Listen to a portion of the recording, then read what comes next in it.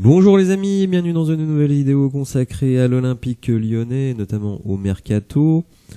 Alors 3 sujets principaux aujourd'hui. Bradley Barcola, on va dire sollicité de toutes parts, mais bon, c'est pas parce que vous êtes sollicité que forcément vous allez partir.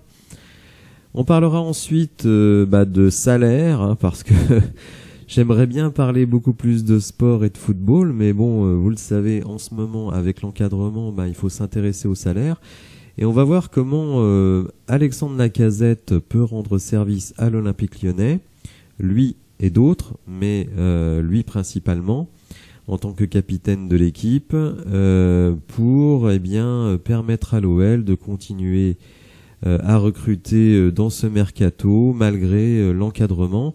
Et on terminera par Laurent Blanc qui se dit satisfait de ses premières semaines d'entraînement et il trouve que le stage aux Pays-Bas a été un franc succès et il a, on va dire, des éléments objectifs pour se satisfaire de ce qui se passe. Donc on va commencer avec Bradley Barcola. Alors Barcola, c'est un peu... je dirais la star de notre deuxième partie de saison. Le joueur a été vraiment fantastique. Je pense que s'il y a vraiment avec Lacazette un joueur qui fait l'unanimité à l'Olympique lyonnais, c'est bien Bradley Barcola. Et évidemment, ses prestations sur le terrain attisent les convoitises. Alors, il a été interrogé au mois de juin sur le futur mercato.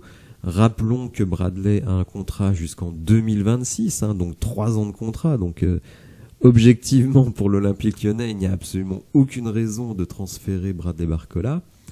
Le joueur finalement n'a pas, on va dire, été brillant sur la longue durée. Il a fait 6 mois de très très haut niveau, y compris avec l'équipe de France Espoir. Et donc on lui a demandé, est-ce que il serait concerné par le mercato cet été. Donc il dit, j'ai une saison à confirmer. Il ne faut pas oublier que j'ai juste fait 6 mois. Je suis bien à l'OL. J'espère que je continuerai à avoir la confiance du coach. Je ne sais pas comment le mercato va se passer, mais je ne vois pas pourquoi je partirai. J'ai besoin de faire une saison pleine, que je commence dans la peau d'un titulaire. Donc, si vous lisez ça, vous vous dites, écoutez, il n'y a pas de sujet Bradley Barcola. Alors, le seul sujet, à mon sens, c'est qu'il faut, lui, augmenter son salaire, puisqu'il est normal qu'un club récompense les qualités d'un joueur. Pour le moment, il a un contrat que tous les jeunes ont, donc aux alentours de 400 000 € annuels. Mais évidemment, il a produit beaucoup plus que ce qu'on attend habituellement d'un jeune, donc il me semble logique de augmenter son salaire. Pourtant, le Paris Saint-Germain notamment, mais il n'est pas le seul, Liverpool, Arsenal, l'Atlético Madrid, donc se sont renseignés sur le joueur, et aujourd'hui on nous dit même que Manchester City voudrait remplacer Riyad Mahrez avec Bradley Barcola, donc évidemment des clubs extrêmement fortunés qui peuvent aligner des prix de transfert absolument fous et proposer à Barcola un salaire 20 ou 30 fois supérieur, peut-être pas 30, mais enfin 20 fois supérieur à ce qu'il a aujourd'hui, c'est-à-dire aux alentours de 8 millions d'euros. Et Ekrem Konour, qui est un spécialiste du mercato, nous dit que Lyon n'écoutera les offres qu'au-delà de 50 millions d'euros pour Barcola. Alors, est-ce qu'un club est prêt à mettre 50 millions d'euros pour Barcola ? Je ne pense pas. Par ailleurs, on nous dit aussi dans d'autres liens que Bradley Barcola serait intéressé pour venir au Paris Saint-Germain. Vous savez qu'il a signé avec l'agent Jorge Mendes, donc qui travaille désormais beaucoup avec le Paris Saint-Germain puisque c'est un proche de Luis Campos. Néanmoins, comme le dit Barcola, il faut qu'il continue à faire ses preuves. Et pour l'OL, donc, comme je l'ai dit, 3 ans de contrat, il n'y a vraiment aucune raison de ne pas le conserver. Donc, pour ma part, je ne pense pas du tout, mais alors pas du tout, que Bradley Barcola va partir cet été. Je pense que le bon sens doit toujours prévaloir. Et je pense que le bon sens, à la fois pour le joueur, s'il obtient une augmentation de salaire à l'Olympique lyonnais, je précise, c'est très important. S'il reste à 400 000 €, je comprends qu'il ait envie de partir. Mais si vous voulez monter son salaire à 2,5 millions, franchement, je vois pas pourquoi il partirait. Pour l'OL, évidemment, aucun intérêt de laisser partir le joueur. On va voir ses stats. Allez me trouver un joueur à un tarif accessible, c'est-à-dire avec un montant de transfert de 4 ou 5 millions et un salaire de 2,5 millions, qui puisse vous offrir des stats de ce niveau.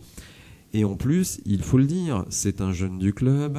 Il a créé, je pense, énormément d'affection de la part des supporters. Et déjà que les supporters sont assez agacés du départ d'Abdoulaye Ndiaye, que peut-être il va y avoir le départ de Castello Luqueba. Là, le départ me paraît par contre beaucoup plus cohérent. Je pense que ça mettrait quand même le feu au niveau des supporters que on sacrifie. Qu'on laisse partir Bradley Barcola. Pour moi, si on raisonne de manière purement logique, purement business, puisque Bradley Barcola, s'il nous fait des statistiques dans la lignée de ce qu'il a fait la saison passée, 50 millions, c'est pas ce qu'il vaudra l'année prochaine. Il en vaudra 2 fois plus, et je ne plaisante pas en disant ça.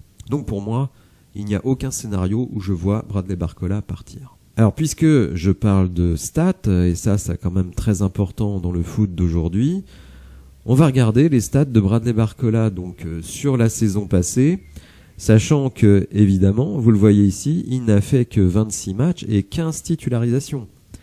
Donc ça veut dire que ces stats-là sont des stats même minimales. Donc avec un temps de jeu quand même extrêmement réduit, c'est quand même 5 buts, avec plus de buts que d'XG, ce qui veut dire beaucoup de dextérité de sa part, et évidemment 8 passes décisives. Donc on fait des maths très très simples, 15 titularisations, vous en rajoutez 19 puisqu'il y aura 34 matchs de Ligue 1 la saison prochaine. Alors après il peut être blessé un match ou suspendu, enfin bon bref.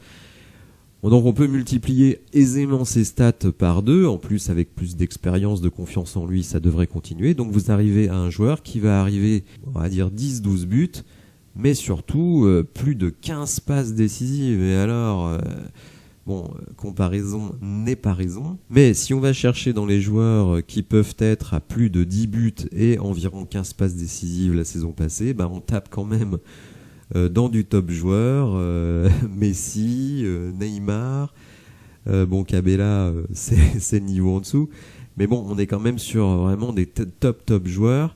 Alors certes, Messi un peu en chausson, Neymar qui a raté beaucoup de matchs, mais on est quand même, on va dire, sur du top 5 Ligue 1 sur le plan offensif. Avec un joueur qui a une vingtaine d'années, vous imaginez bien que sa valeur, s'il nous sort une saison à 12 buts et 15 passes D, sa valeur, elle va vraiment exploser. Et en plus, c'est un joueur qui fait des efforts défensifs.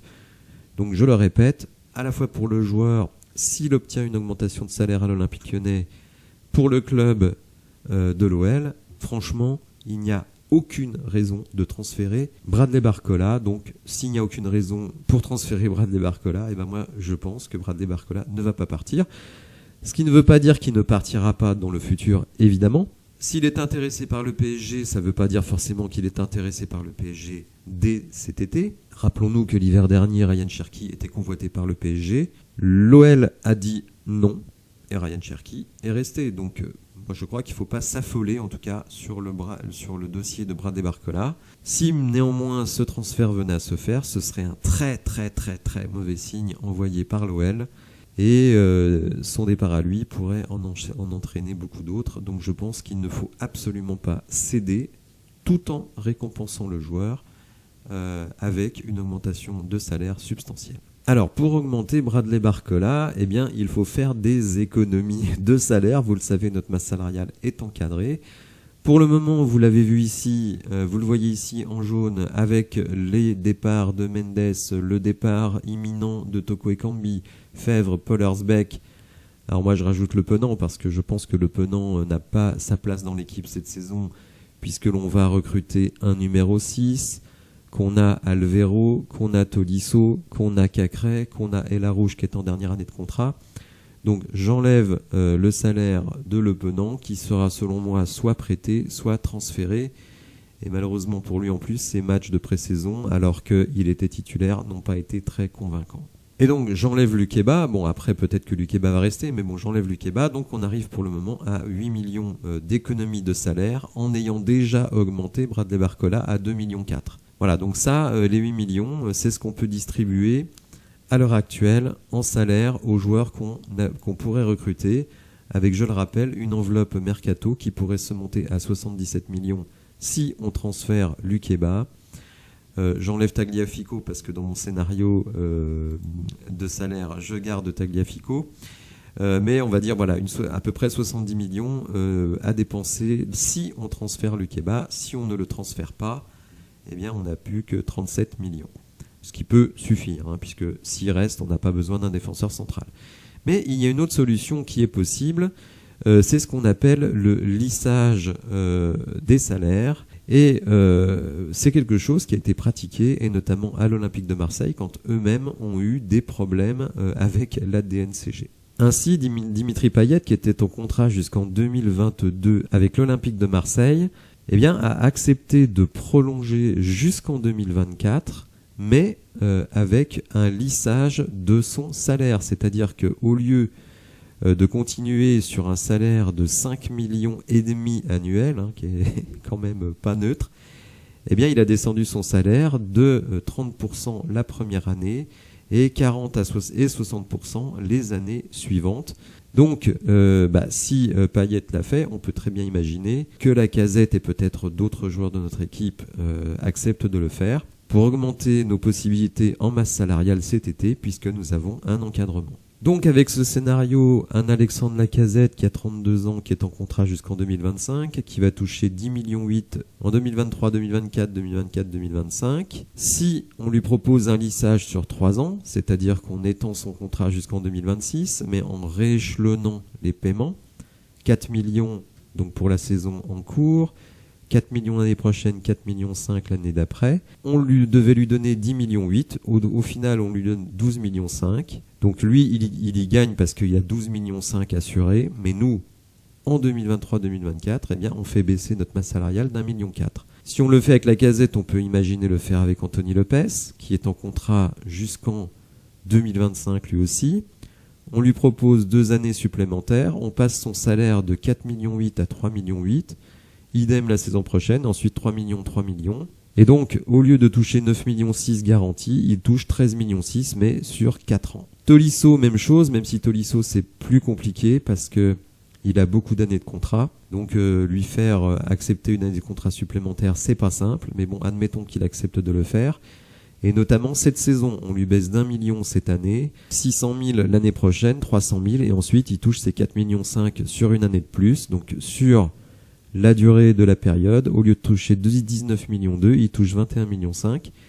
Mais nous, ça nous permet, cette saison, de faire une autre économie de 3 millions 4. Et donc, d'avoir 11 millions 5 de flexibilité de masse salariale. Donc, vous voyez, on passe de 8 millions si on ne fait pas cette opération à 11 millions. Donc là, ça vous permet vraiment de recruter des joueurs d'un standing supérieur, tout en gardant tous vos meilleurs joueurs. C'est ça qui est intéressant. Payet l'a fait, donc je pense que des joueurs aussi attachés au club que Lacazette, Lopez et Tolisso sont susceptibles d'accepter ponctuellement, puisqu'en fait l'effort il se pose surtout sur cette saison, mais bon, au final il s'y retrouve, et ça nous permet donc, nous d'avoir une flexibilité qu'on n'aurait pas si on reste à 8 millions 6. Là, vous avez quasiment 50% de masse salariale supplémentaire, d'indemnité de transfert qui reste malgré tout élevée. Donc voilà ce qu'il est possible de faire. Vous me direz dans les commentaires ce que vous pensez de cette solution.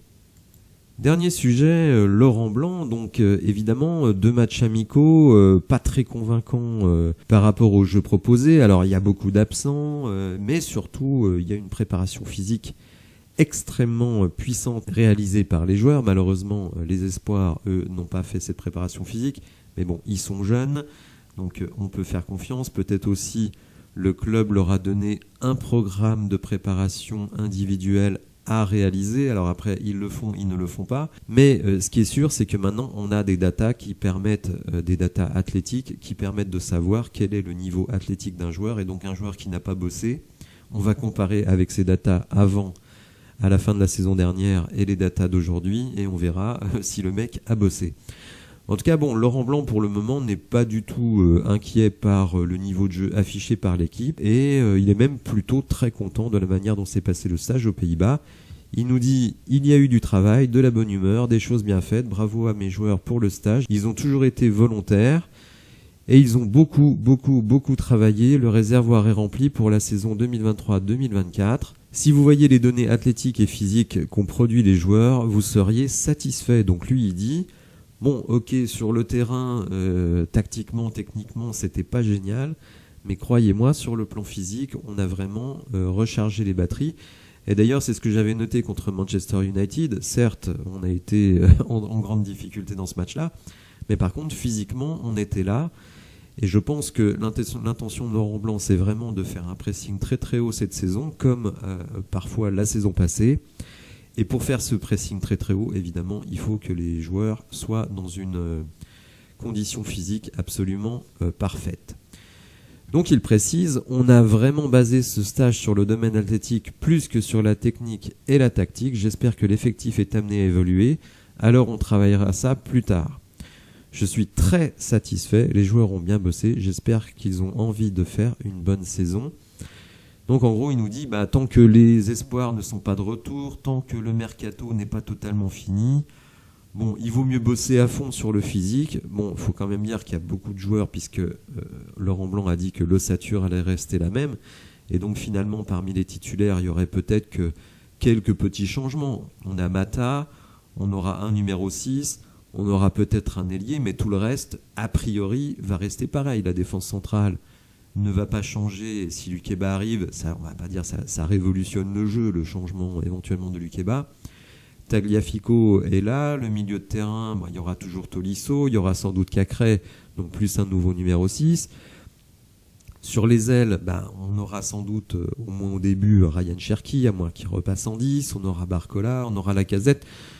Donc en fait, il est logique que Laurent Blanc se dise, je vais déjà attendre d'avoir mes recrues avant d'utiliser mon temps d'entraînement pour faire de la tactique, autant faire du physique. Et sur ce point-là, je le rejoins, puisque comme je le disais, l'ossature de l'équipe va rester la même. Donc, si beaucoup de supporters ont été déçus par ce qu'ils ont vu sur le terrain, moi, je ne l'étais pas plus que ça, tout simplement, parce que ce qui m'importe, c'est de voir des joueurs capables d'être présents athlétiquement dès la première journée. Et c'est là-dessus que le travail a été axé. Après, on va voir, j'espère, une montée en puissance sur le plan technique. On va jouer Molenbeek ce week-end. Bon, il y aura encore beaucoup d'absents. Mais après, on aura le Celta Vigo, qui est une équipe milieu de tableau en Espagne, et Crystal Palace, milieu de tableau en Première Ligue. On commencera par Strasbourg, donc c'est milieu de tableau Ligue 1. Donc finalement, il y a une cohérence dans cette progression. Rappelons que la saison commence une semaine plus tard du fait du moindre nombre d'équipes. Donc ça va commencer dans 3 semaines. Moi, je ne suis pas inquiet pour le moment par rapport à ce que je vois. Je suis plus interrogatif sur le mercato. Mais pour le moment, je pense qu'il n'y a pas lieu de tirer la sonnette d'alarme. N'hésitez pas à me dire dans les commentaires ce que vous en pensez. Si vous avez apprécié la vidéo, n'hésitez pas à la liker, à vous abonner. Et je vous remercie infiniment pour l'augmentation exponentielle du nombre d'abonnés depuis quelques temps. Et je vous dis à bientôt pour de nouvelles infos. Merci, au revoir.